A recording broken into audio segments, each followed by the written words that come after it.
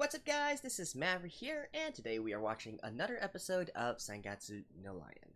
So, in the last episode, we've got Soya and Rei holding up at a hotel due to a tsunami coming.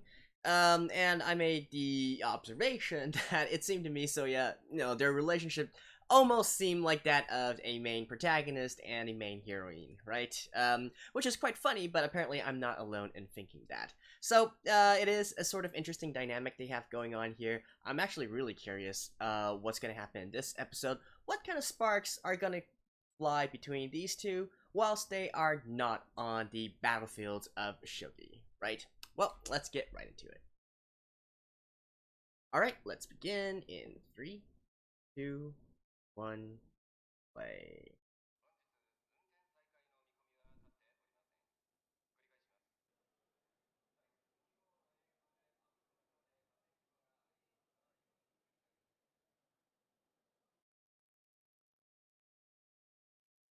Oh, this is just a recap right now?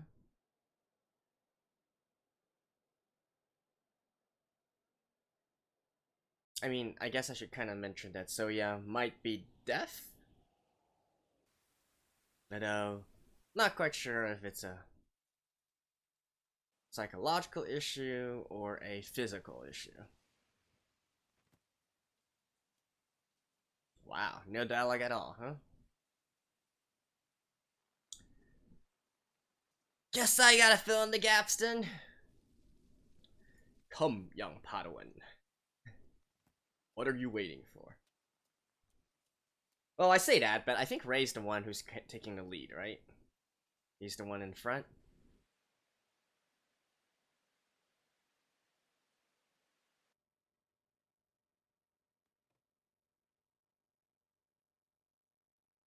No, seriously, man.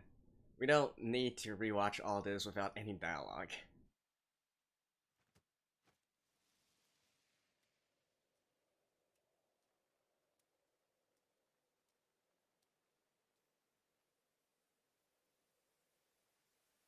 Alright. You guys finished? Done recapping? Oh, it appears so. Wait, what? Oh, I thought my video freezed for a while.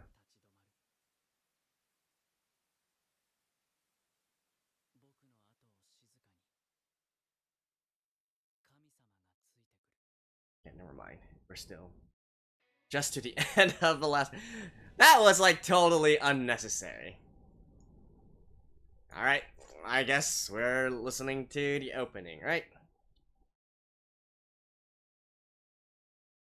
We're actually almost over with Gatsu no Lion, I believe. I believe the total is like 44 episodes, something like that. So about 6 episodes to go.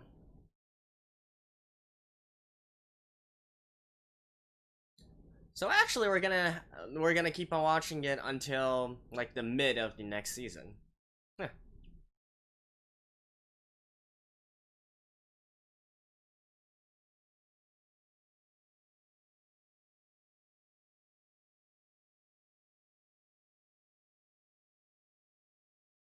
Well, if I had to really comment something on, the sort of recap that we just saw before, it was once again an interesting use of sound design, an interesting choice of sound design through this series.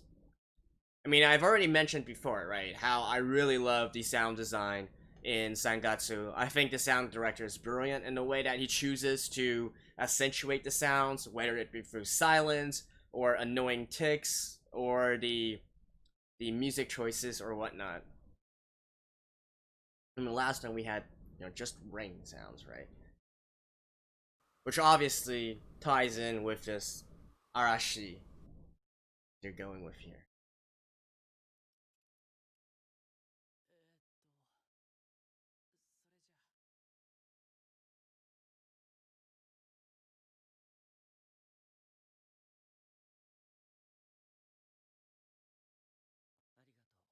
Oh.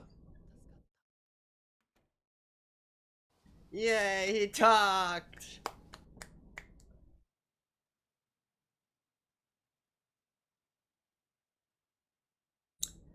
Yeah, this is a real old-fashioned hotel.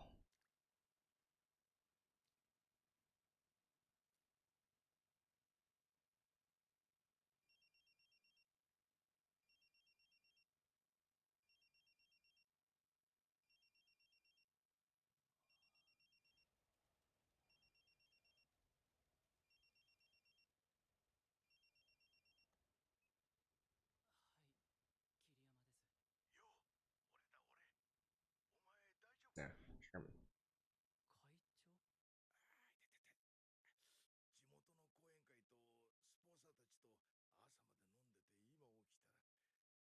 会長、 Oh, it's the next day already. Huh.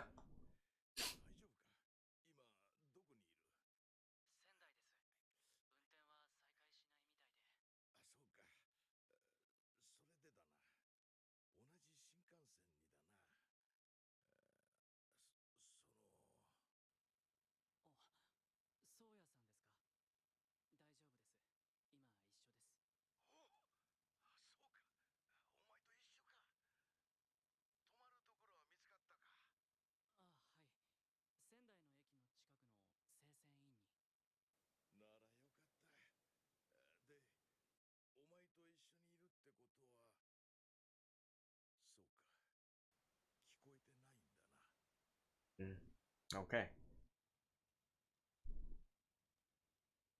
Straight up said it.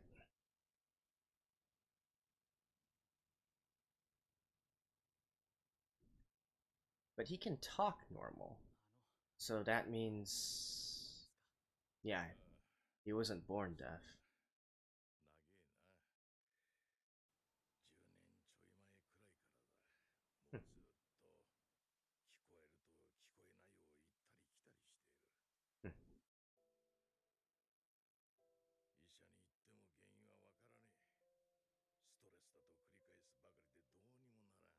Alright. So it is kind of psychological, right?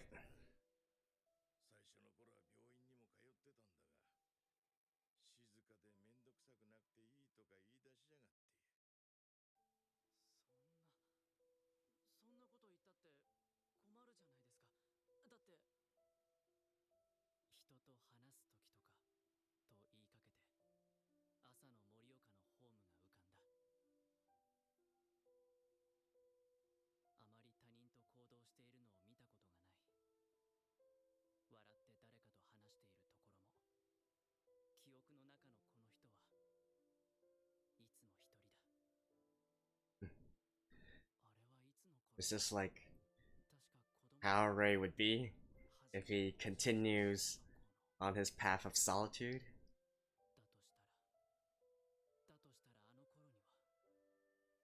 Nah.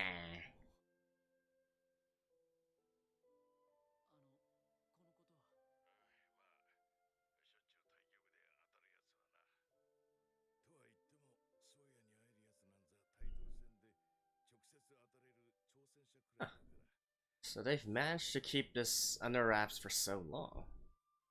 That's...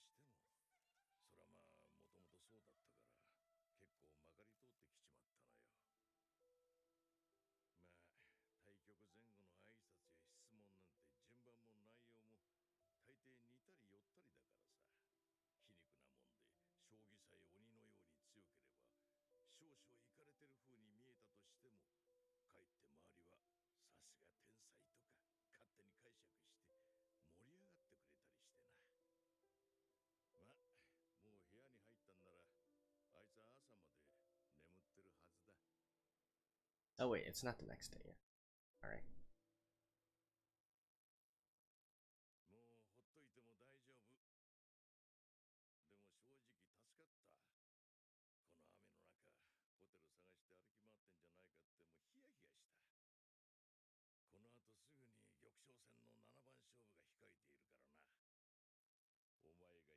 てくれて本当によかった。しかし桐山、前も京都で思ったんだが、島田ん時さ、お前はなんつうか本当に面倒見のいいやつだな。本当に現代っ子？平成生まれとか本当嘘なんじゃねえの？本当は中身世話好きのおかんなんじゃないの？18です。 Oh, he's 18 already? あと I mean, I guess he is in his third year. 対局だった。お前、そうやと普通に意思の疎通図れて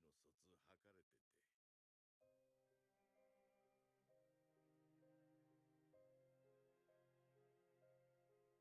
なんか笑った。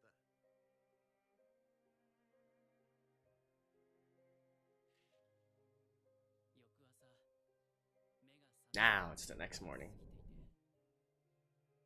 会計はご宿泊の代金はご一緒に入られた宗谷様がお支払いになられましたので。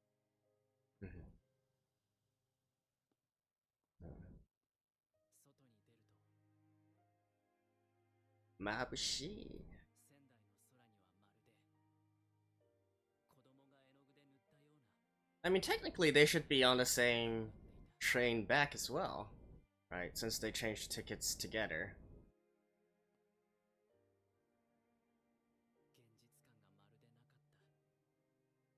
昨日までのあの嵐が夢の中のことのように遠く思えた。あの雨の中、二人で確かに一緒に歩いたのに。その日は3時間目から授業に出たけれど、 Right. 疲れが出たせいか、授業の声も教室のざわめきもぼんやりと遠くて、よく頭に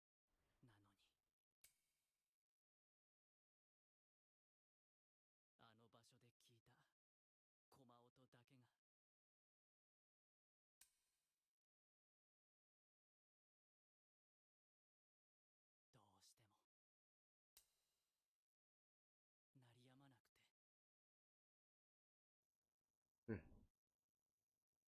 Don't start having psychological problems as well, Ray.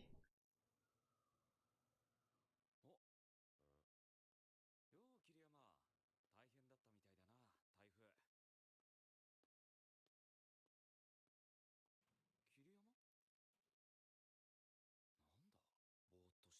仙台からそのまま学校で疲れたんじゃね。学校ってほら体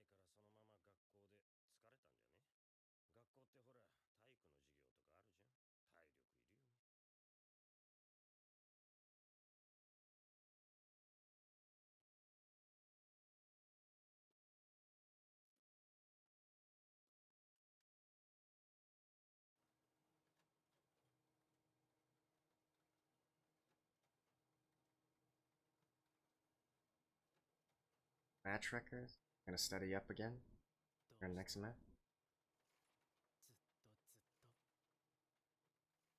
ずっとずっと鳴りやまなくて。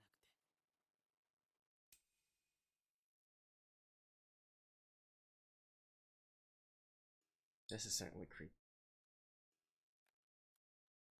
お姉ちゃん、桐山くん、今日も明日の対局の予習があるから来れないって。まあ残念。角煮がこんなにもトロットロに見えたというのに。Ah, that looks nice. 自慢の半熟卵がこんなにも角煮の甘辛いタレでしみしみになっているというのに。そう、この川本家の英知を結集し、数々の失敗を経て研究の末に探し当てたこの究極の半熟卵で作ったうまみたっぷりの煮卵が待っているというのに。常に安定したとろみの半熟卵を食卓へ乗せるために、我々が一体どれだけの研究を重ねてきたか。わかりました、お姉ちゃん。8分です。わかったわ、8分ね。M 玉、冷蔵庫から出したて、熱湯に8分ね。 I mean, 川本家半熟卵絶対成功マニュア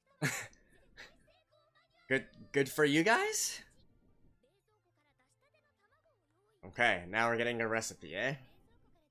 冷蔵庫から出してすぐ茹でることが多いですよね。2、卵の底に小さい穴を開ける。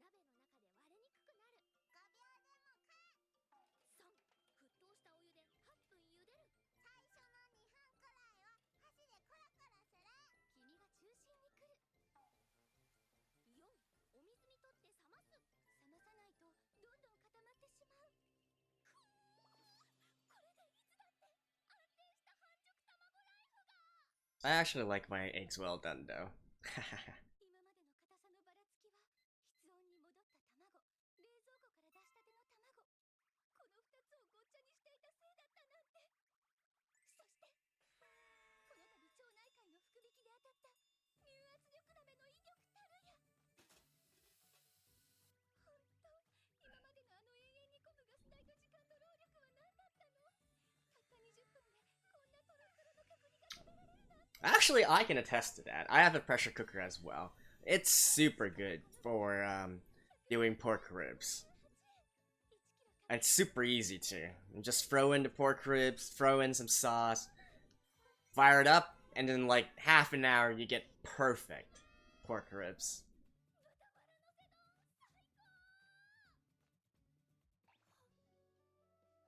Oh, I'm getting hungry now.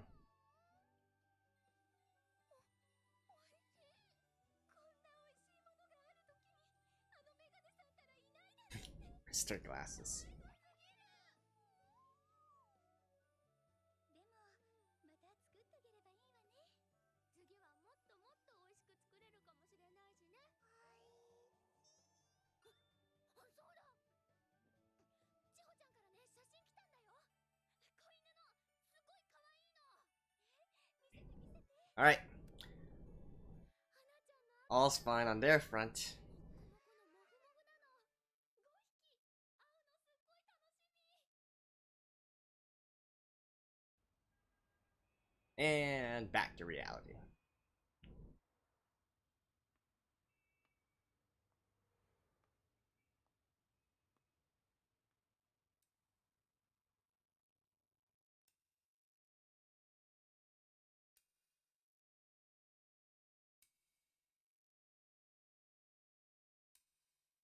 You...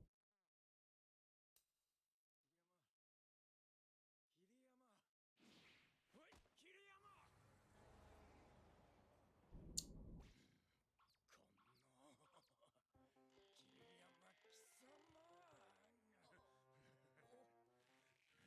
おい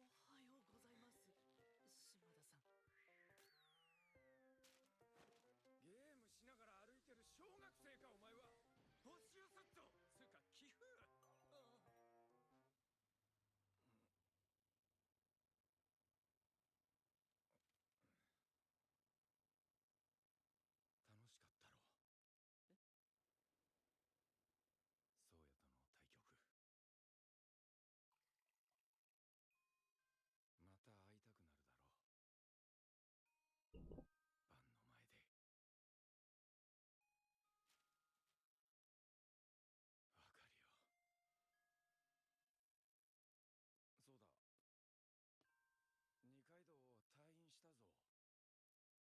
ああ、多分あさっての玉将戦の一次予選から復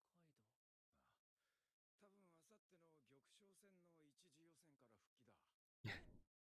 二階堂、もう体は Has your IQ gone down like 50 points or something? 大丈夫なんですか？ち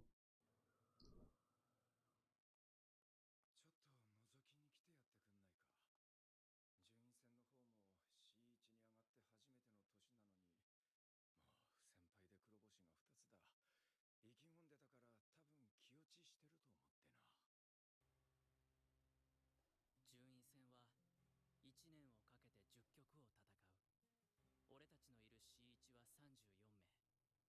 毎年その中のトップ2人が昇級。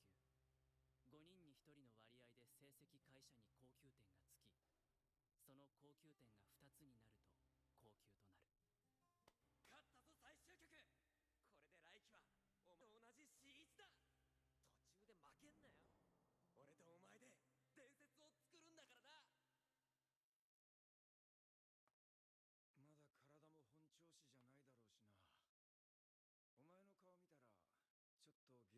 るんじゃないかと思ってな。二階堂、どんなに気落ちしてるだろう。 Yeah, I think he's optimistic こん enough. なに張り切ってたのに。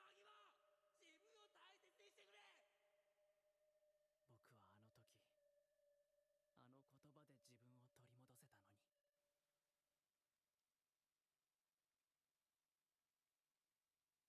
たのに。I mean, I have faith in Nikaidou. 桐山どうしたの？今日対局じゃないんじゃない？ He's gonna bounce back just fine. ちょ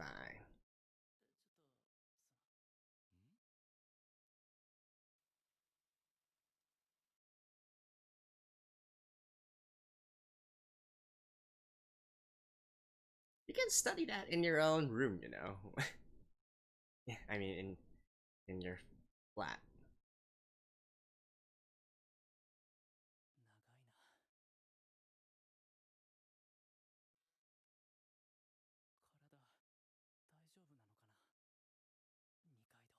長いな。体、大丈夫なのかな、二階堂。He's waiting for her. Let's see. こんなクソガキ心配とかすんじゃなかった。すげえよ二階堂。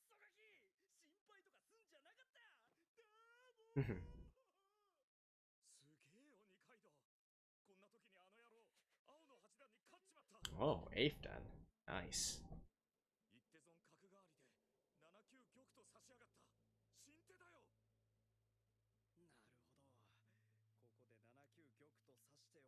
こで7九玉と差しておけば飛車が立ち行かなくなる。おめえ病院でずーっとこれ考えてたのかよ。こんちくしょう。そうか、7九玉か。あん時は俺はよ、お前担いで寝かせて花岡さん探して走り回ってすっげえ心配したんだぜ。なのにこれかよ。実は本当にありがとうございました。手つきますかね。この手俺の名前つきますかね。させるかこっちくしょう。俺が研究し直してすぐに対策 See? 立ち上げてやる。 He hasn't lived this long by being a pessimist. 桐山見ててくれたのか、俺のビギを。ずっと考えてたんだ。今日やっと実戦で試せた。普通に7八金とか2四歩とかじゃなく7九玉なら攻めをうまくいなせるんだ。なんつかな、俺の名前つくかな。北海道ワクチンかな。 Nikaido back. 自分の名前の入った技を残すのが。気落ちしてるかもしれないから。 You should know better, Shimada. なん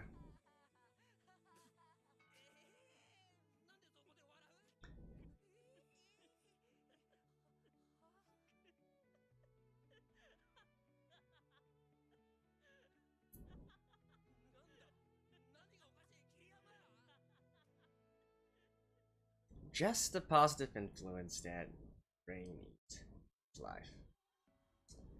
And that was that. Alright. That was, kind of weird in the middle, I guess. But anyways, see you guys after this. Well guys, I've said it back in season 1, and I'll say it again. Kiriyama Rei is so lucky to have a friend like Nikaido by his side, right? I think even back in season 1, I was like, okay, this guy is awesome, he's optimistic, he's, he's determined, he works hard and whatnot. Literally almost the opposite of what Rei is, right? And I think it's so important that there was someone like that in his life that is his peer, of his same age, shares the same hobbies or interests. I guess not really quite hobby. I'm not really sure if you can call Shogi a hobby for Rei, but at least to have this sort of common language with him, right? To be his peer, and that actually had a very positive outlook, a very optimistic outlook on life and all that. It definitely rubbed off on Rei in a sense, and yeah, it's just great for his character overall, right? I mean, obviously we got the Kawamoto sisters and all that, but I think you know, there is still a limitation to what they can have. After all, that is outside of Shogi, right? And then having a peer is super important here.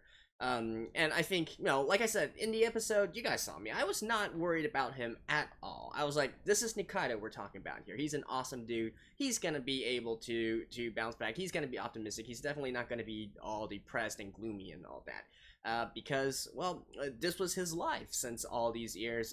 Probably also 18 years.